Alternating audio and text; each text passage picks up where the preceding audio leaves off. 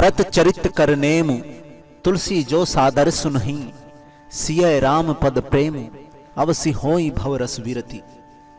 गोस्वामी तुलसीदास जी कहते हैं, जो कोई भरत जी के चरित्र को नियम से आदर पूर्वक सुनेंगे, उनको अवश्य ही श्री सीताराम जी के चरणों में प्रेम होगा और सांसारिक विषय रस से वैराग्य हो जाएगा। भरत जैसा चरित्र पूरी रामायण में, पूरी रामचरितमानस में दिखाई नहीं देता।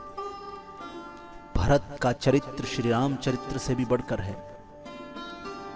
एक बार जब प्रभु श्री राम लक्ष्मण व सीता जी के साथ चित्रकूट पर्वत की ओर जा रहे थे, तो वहां की राह बहुत ही पथरीली और कटीली थी। तभी प्रभु श्री राम के चरणों में एक कांटा चुभ गया, लेकिन वो नाराज नहीं हुए और ना ही क्रोधित हुए, बल्कि हाथ जोड़कर धरती मां से एक अनुरोध करने लगे। प्रभु श्री रामचंद्र जी बोले, मां मेरी एक विनम्र प्रार्थना है आपसे।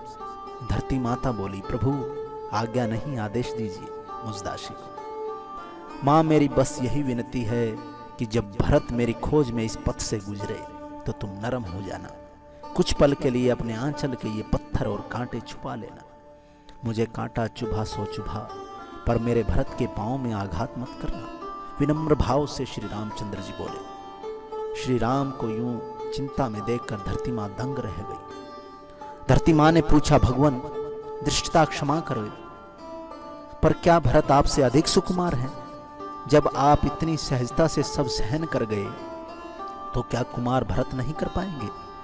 फिर उनको लेकर आपके मन में ऐसी व्याकुलता क्यों है? श्री राम जी बोले, नहीं नहीं माता, आप मेरे कहने का अभिप्राय नहीं समझी। भरत को यदि कांटा चुभा तो वह उसके पांव को नहीं, उसके हृदय को चोट कर देगा। हृदय को चोट? ऐसा क्यों प्रभु?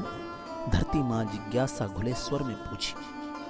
अपनी पीड़ा से नहीं मां, बल्कि यह सोचकर कि इस पथरीली और कटीली राह से मेरे भ्राता राम गुजरे होंगे और ये कांटे उनके पगों में चुभे होंगे।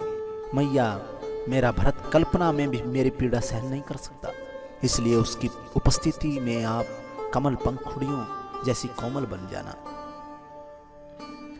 दोस्तों, रियल में भरत जैसा चरित्र पूरी रामचरितमानस में दिखाई नहीं देता, इसलिए तुलसीदास जी ने भरत जी के चरित्र को बहुत महत्ता दी है। ये जो कथा मैंने सुनाई है, इसका संदेश ये है कि रिश्ते खून से नहीं, परिवार से नहीं, समाज से नहीं, मित्रता से नहीं, व्यवहार से नहीं बनते, बल्कि सिर्फ और सिर्फ एहसास से बनते और निभाए जाते हैं। जहां एहसास ही नहीं, आत्मीयता ही नहीं, वहां अपनापन कहां से आएगा? धन्यवाद दोस्तों। जय श्री राम, जय हिंद, जय भारत।